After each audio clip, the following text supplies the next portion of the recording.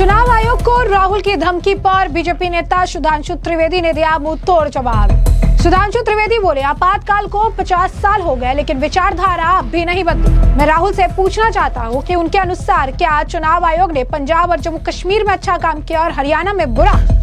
Bharatiya Janata party के राष्ट्रीय प्रवक्ता सुधांशु त्रिवेदी ने बिहार में मतदाता सूची के विशेष गहन पुनरीक्षण यानी SIR के लिए चुनाव आयोग पर बेतुके आरोप लगाने के लिए कांग्रेस और राहुल गांधी पर जमकर निशाना साधा। उन्होंने कहा कि ये संवैधानिक संस्थाओं को चुनाव जीतते हैं या नहीं के आधार पर मान्यता देने की उनकी मानसिकता को दर्शाता है। पूर्व प्रधानमंत्री इंदिरा गांधी द्वारा आपातकाल लगाने के फैसले का जिक्र करते हुए जिसे संवैधानिक संस्थाओं की स्वतंत्रता को काफी सीमित कर दिया था, सुधांशु त्रिवेदी ने आरोप लगाया कि कांग्रेस की मानसिकता नहीं बदली है। सुधांशु त्रिवेदी ने कहा कि चुनाव के मामले में कांग्रेस इंडिया गठबंधन और खासकर राहुल गांधी बेतुके आरोप लगा रही हैं। ये उनकी मानसिकता को दर्शाता है कि आपातकाल के 50 साल बाद भी मानसिकता नहीं बदली है। क्या कुछ कहना उनका, और सुनिए। राहुल गांधी जी की लगातार ये बातें इलेक्शन कमीशन पे ये दर्शाता है कि 50 साल अभी इमरजेंसी के हुए माइंडसेट नहीं बदला है। 50 साल पहले इंदिरा गांधी जी कहती थी कि इलेक्शन की वैलिडिटी, इलेक्शन की मान्यता इस आधार पर तय होगी कि मैं चुनाव जीती या नहीं। आज 50 साल बाद राहुल गांधी यही कह रहे हैं कि मैं चुनाव जीता या नहीं इसके आधार के ऊपर तय होगा। और मैं राहुल गांधी से पूछना चाहता हूं, भाई आपके हिसाब से इलेक्शन कमीशन ने कश्मीर में बहुत अच्छा काम किया, पंजाब में बहुत अच्छा काम किया, हरियाणा में खराब कर दिया, फिर हिमाचल में अच्छा किया, फिर उत्तराखंड में खराब कर दिया, फिर यूपी बिहार में बड़ा खराब काम किया, बंगाल में अच्छा कर दिया, और राजस्थान और मध्य प्रदेश में तो 2018 में अच्छा किया, 2023 में गड़बड़ कर दिया, मगर फिर साहब तेलंगाना में, कर्नाटक और तमिलनाडु में बड़ा अच्छा काम करता, असम में गड़बड़ कर देता है। मुझे लगता है राहुल गांधी जी को देश की जनता को वो समझने का प्रयास नहीं करना चाहिए। वो शब्द जो उनके लिए प्रयोग होता था वो प्रयोग होना बंद हो गया। जैसे कि आपने सुना, उन्होंने कहा कि अगर इंदिरा जी कहती हैं कि संवैधानिक संस्थाओं की मान्यता इस आधार पर तय होगी कि वे चुनाव जीतती हैं या नहीं, तो आज राहुल गांधी कहते हैं कि चुनाव आयोग की विश्वसनीयता इस आधार पर तय होगी कि वे चुनाव जीतते हैं कि नहीं। मैं राहुल गांधी से पूछना चाहता हूं, तो क्या उनके हिसाब से चुनाव आयोग ने जम्मू कश्मीर और पंजाब में अच्छा काम किया? क्योंकि वहां पर जो है आप कह सकते हैं कि बाकी अन्य लोग जीते, इनके जो है लोग जीते, और वहीं क्या हरियाणा में उन्होंने गलत काम किया? क्यों? क्योंकि राहुल गांधी की पार्टी के लोग नहीं जीते, राहुल गांधी नहीं जीते। त्रिवेदी ने महाराष्ट्र विधानसभा चुनाव के दौरान चुनाव आयोग पर कांग्रेस के आरोपों की कड़ी आलोचना की। कहा उनके अपने पूर्व अखिल भारतीय कांग्रेस कमेटी के सचिव महाराष्ट्र के प्रभारी आशुष दुआ कुछ और ही लिखते हैं। भाजपा नेता ने वार करते हुए कहा कि महाराष्ट्र चुनाव पर क्या क्या कहा था, ये भी तो सुनिए। उन्होंने कहा था कि जो 2018 से 2024 तक महाराष्ट्र के प्रभारी रहे, उन्होंने महाराष्ट्र बिहार का विश्लेषण करते हुए लेख में कहा था किसी और को दोष नहीं दे सकते हैं, कांग्रेस पार्टी की कमियों के कारण वो महाराष्ट्र में हार हुई है। यही नहीं, त्रिवेदी ने ये टिप्पणी भी की कि राहुल गांधी चुनाव आयोग को दी गई चेतावनी के बाद आई है कि विपक्ष उनके बिहार में विशेष गहन पुनरीक्षण अभियान से नहीं बचने देगा। लोकसभा में विपक्ष के नेता ने लोकसभा स्थगित होने के तुरंत बाद संसद से बाहर आके संवाददाताओं को कहा था कि मैं चुनाव आयोग को संदेश देना चाहता हूं, यदि आपको लगता है कि आप इससे बच निकलेंगे, यदि आपके अधिकारी सोचते हैं कि इससे बच निकलेंगे, तो आप गलत है। आप इससे बच नहीं पाएंगे क्योंकि हम आपके पीछे पड़ जाएंगे। क्या कहा था राहुल गांधी ने उस वक्त भी, सुनिए। Election commission is not functioning as the election commission of India. Today they made some statement. This is complete nonsense. Right? The fact of the matter is that election commission is not doing its job. Now we have concrete 100% proof of election commission allowing cheating in a seat in Karnataka. Not 90%. When we decide to show it to you, it is 100% proof. Okay?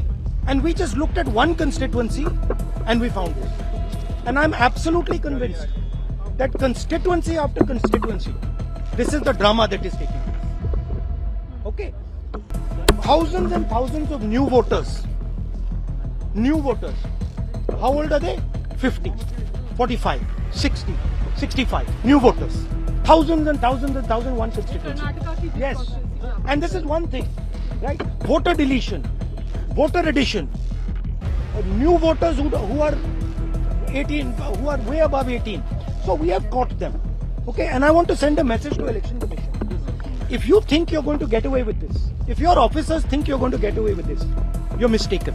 You're not going to get away with it. because we are going to come for you. तो जैसे कि आपने उनका भी बयान सुना, बता दें आपको कि राहुल गांधी लगातार एसआईआर के मुद्दे को लेकर तरह तरह के बयान दे रहे हैं, तरह तरह की बातें कर रहे हैं, चुनाव आयोग पर गंभीर आरोप लगा रहे हैं। अभी हाल फिलहाल में उन्होंने चुनाव आयोग पर पक्षपातपूर्वक व्यवहार करने का आरोप लगाया और कहा कि जो भाजपा जो है उसे गुजरात में हराना जरूरी है। और इसी दौरान ये कहते हुए उन्होंने कहा कि फील्डिंग बैठाई गई थी, अंपायर गलत चुना गया था।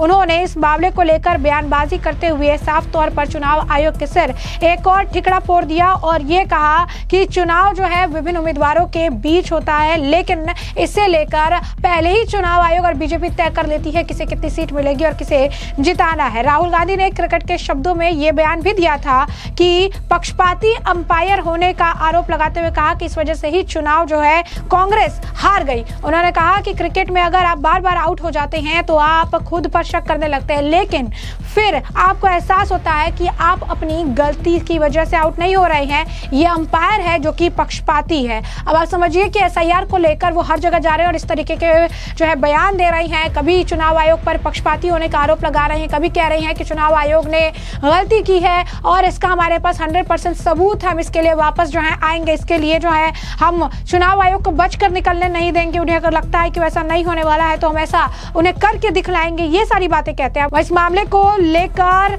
असम के जो है डिप्टी स्पीकर हैं नुमान मोमीन, उनका बयान सामने आया। क्या कुछ कह रही हैं नुमान मोमीन, जरा सुनिए। Instead of telling Rahul Gandhi second Ambedkar, he should be happy to call him as a second Pappu. So this Rahul Gandhi is terming this cricket umpire. That means cricket umpire all are unfair in that cricket match. If cricket umpire is unfair, then how India won the World Cup twice, 1983 and later on. So many cricket tournament India won, and Indian audience love this cricket game, and in that way is insulting the integrity of the cricket and cricket communities.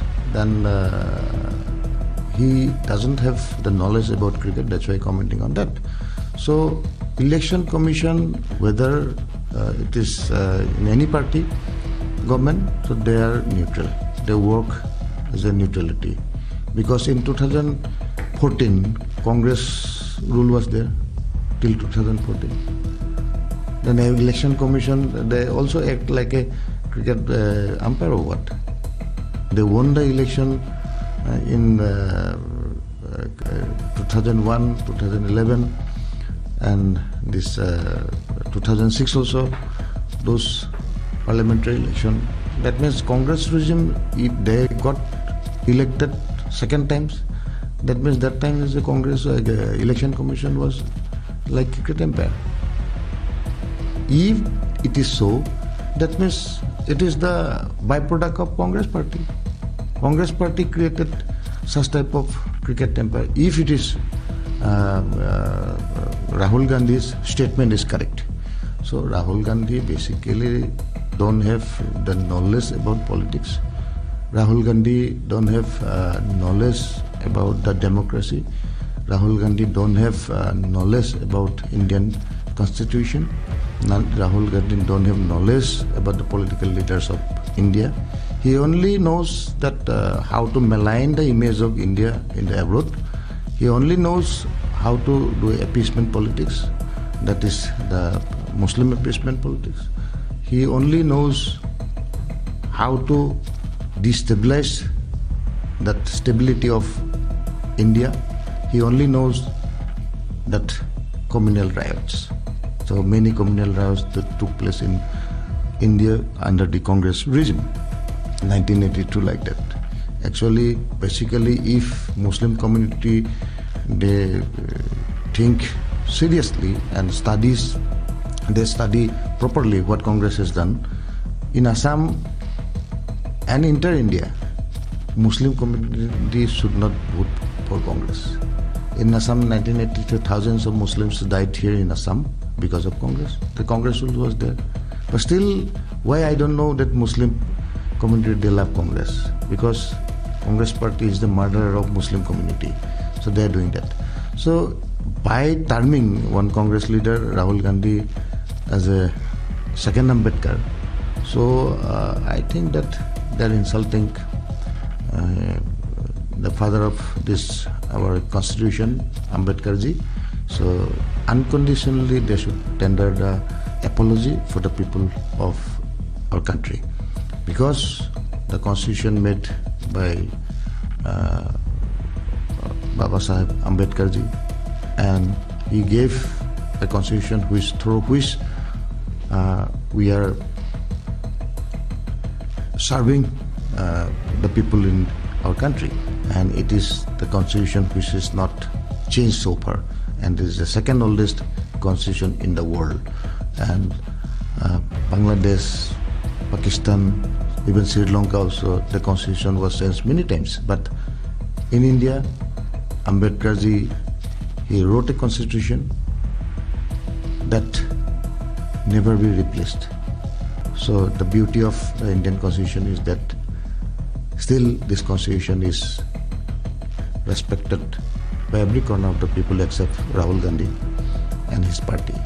So my request to the Congress party that they should respect at least this constitution, because no one is above this constitution. So we must respect constitution, whatever it is there, we have to follow and abide by the constitution. तो जैसे कि आपने सुना, उन्होंने कहा कि राहुल गांधी को मैं दूसरा पप्पू कहना चाहूंगा, क्योंकि वो इस तरीके के बयान देते रहते हैं। उनका कहने का क्या तात्पर्य है? ये अंपायर की बात करते हैं, क्रिकेट फिक्सिंग की बात करते हैं, लेकिन अपने बारे में नहीं देखते हैं। वो क्या चाहते हैं कि घुसपैठियों को यहाँ रहने दिया जाए, ये क्या चाहते हैं कि यहाँ पर जो ये सारा कुछ बसा रखा है उनको करने दिया जाए। चुनाव आयोग अपना काम कर रही है और इस तरीके से उन्हें ऐसे आरोप नहीं लगाना चाहिए, ये सरासर गलत है। वहीं आपको बता दें कि राहुल गांधी जिस तरीके का बयान दे रहे हैं, इस मामले को लेकर जनार्दन सिंह सिग्रीवाल का भी बयान सामने आया। क्या कुछ कहना है उनका भी सुनिए। देखिए, कहना और करना दोनों में अंतर है। इन लोगों के कहने और कथनी में दोनों में अंतर बराबर रहा है। कर दें, कोई मनाने जा रहा है क्या उनको? SIR में आज 99% के लगभग जो मतदाता पुनरीक्षण का कार्य तब पूरा हो गया, उतना इनरोल हो गया। क्या चुनाव आयोग ने जो पूछा है, मैं भी उस चीज को पूछता हूँ, क्या उनके हिसाब से या कौन संविधान में है कि मृत लोग वोट डालें, या कौन संविधान में है कि जो दूसरे जगह शिफ्ट कर गए हैं वो वोट डालें, या किस संविधान में है कि जिनको 2 जगह मतदाता सूची में वो वोट डालें, या फिर कौन संविधान में है कि बाहर के घुसपैठिया वोट डाले, रोहिंग्या वोट डाले या बांग्लादेशी वोट डाले? इस संविधान में कोई है क्या? इनको स्पष्ट करना चाहिए प्रेस के सामने, पूरे राज्य के सामने, कि मैं किसको, मृतक को मैं वोटर चाहता हूं, जो दूसरे जगह चले गए उनको वोटर चाहता हूं, या फिर जो घुसपैठियां हैं उनको, किसको वोटर चाहते हैं? जो वोटर असली वोटर हैं वो हो गए। और इससे सुगम कभी हो सकता है कि चुनाव आयोग इस बार जितना सुगम बनाया है मतदाता पुनरीक्षण का कार्य, उतना कभी सुगम नहीं हुआ। 2003 में आपका नाम हो, आपके माता पिता का नाम हो, आपके दादा दादी का नाम हो, उसमें किसी का नाम हो, आप देश के किसी कोने में रह रहे हो, ऑनलाइन भेज दीजिए, आपका वोटर लिस्ट में नाम दर्ज हो जाए। और इसी वजह से 99% हो गया है, लगभग 1% तुरंत होने वाला है। और इसमें से इतने नाम कटे, काफी 18 लाख से ज्यादा मृत लोगों का नाम था उसमें। लगभग 16 लाख ऐसे लोग हैं जो दूसरे जगह परमानेंट शिफ्ट कर गए हैं, उनका यहाँ पेथी में नहीं है, नाम चल रहा है इसे, वो दूसरे जगह वोटर हैं। ऐसे ही 7-8 लाख लोग ऐसे हैं जो 2 जगह वोटर हैं। तो ऐसे लोगों का नाम कटना चाहिए। और चुनाव आयोग को मैं बधाई दूंगा कि काफी रफ्तार में, तेजी में यहाँ बिहार में पुनरीक्षण का कार्य करने का काम किया है। और जो मतदाता जो मत डालने के लायक नहीं थे, उनको मतदाता सूची से हटाने का काम किया है। मुख्यमंत्री नीतीश कुमार ने आज पत्रकारों की पेंशन बढ़ा के 6,000 से 15,000 कर दी है। तो अच्छी बात तो है, आप तो पत्रकार हैं, खुश रहिए, बधाई दीजिए माननीय मुख्यमंत्री जी को, सरकार को बधाई दीजिए। धन्यवाद। एक स्टेटमेंट दिया है और कहा है कि हमसे गलती हुई कि ओबीसी पे हमने ध्यान नहीं दिया, जाति जनगणना पहले नहीं करवाई, अपने सरकार में नहीं करवाई। गलती कोई पहले नहीं हुई है, वो गलती लगातार करते हैं, आज भी वो गलतियां ही करते रहते हैं। सही कभी उन्होंने किया ही नहीं, और सही किए रहते तो वह खेल घोटाला नहीं होता, 2G स्पेक्ट्रम घोटाला नहीं होता, वर्दी घोटाला नहीं होता। आज जिन लोगों के साथ हैं, चारा घोटाला वाले के साथ, आज चाहे अलकतरा घोटाले वाले के साथ, यह सब घोटाले नहीं होते। और घोटाले कर करके देश को लूटने का काम किया, तो गलती नहीं, महा गलती उन्होंने पहले, आज और लगातार वो करते रहे हैं। और इससे देश को काफी भारी नुकसान हुआ है। हमें लगता है कि उस गलतियों का, हमें लगता है कहीं कोई माफीनामा देश के लोग न किए हैं, न आगे करेंगे। वो कह रहे हैं कि असली ताकत प्रधानमंत्री मोदी के पास नहीं है, आरएसएस के पास है, असली समस्या आरएसएस है। देखिए, उनके के दिमाग में एक फोबिया होता है, फोबिया एक बीमारी होती है। उनको हमेशा मोदी मोदी मोदी की फोबिया हो गई है, आरएसएस की फोबिया हो गई है। तो फोबिया बीमारी की दवा अस्पतालों में होता है, अस्पताल में जब जाएंगे तो उस फोबिया की दवा हो जाएगी। राबड़ी देवी कह रही हैं कि सम्राट चौधरी पहले बोरिंग रोड में लड़की गिरा करते थे। ये सब बातों के सवाल और जवाब में हमको लगता है कोई तुक नहीं है ना, इस सवाल पर कोई तुक है, इसकी जवाब की कोई आवश्यकता है। जैसा कि आपने सुना, उन्होंने कहा कि ये इसी तरीके का बयानबाजी करते हैं, कथनी करने में बहुत ज्यादा इनके अंतर है। ये क्या चाहते हैं, सामने आकर खुलकर बोलते क्यों नहीं? क्या ये चाहते हैं कि मरे हुए व्यक्तियों को भी चुनाव आयोग जो है वो वोट डालने का अधिकार दे दे? ये चाहते हैं कि मरे हुए व्यक्ति आकर जो है चुनाव में वोट डाले? क्योंकि ऐसा तो हो नहीं सकता है। तो आखिर इन्हें किस बात से तकलीफ हो रही है? ये सिर्फ और सिर्फ चुनाव के मद्देनजर बयानबाजी करते हैं, चुनाव आयोग के खिलाफ जहर उगलते हैं। इसमें किसी तरीके की कोई सच्चाई नहीं है। ये इनका काम बन चुका है, चुनाव आयोग को बदनाम करो और इसके बाद जो है इसे लेकर सिर्फ और सिर्फ बयानबाजी करो। तो ऐसे में हमने आपको जो ये पूरा मामला है ये बड़ा विस्तार से बताया कि पूरा मामला क्या है, किस तरीके से राहुल गांधी के बयान पर सुधांशु त्रिवेदी और अन्य नेताओं ने पलटवार किया, राहुल गांधी पर जमकर निशाना साधा और जो है तमाम बयान देते हुए राहुल गांधी को एक नेता ने तो पप्पू भी बता दिया। और ऐसे में अब इस पूरे मामले पर आपकी भी जो राय हुआ कमेंट सेक्शन में कमेंट करके जरूर से जरूर साझा करिएगा।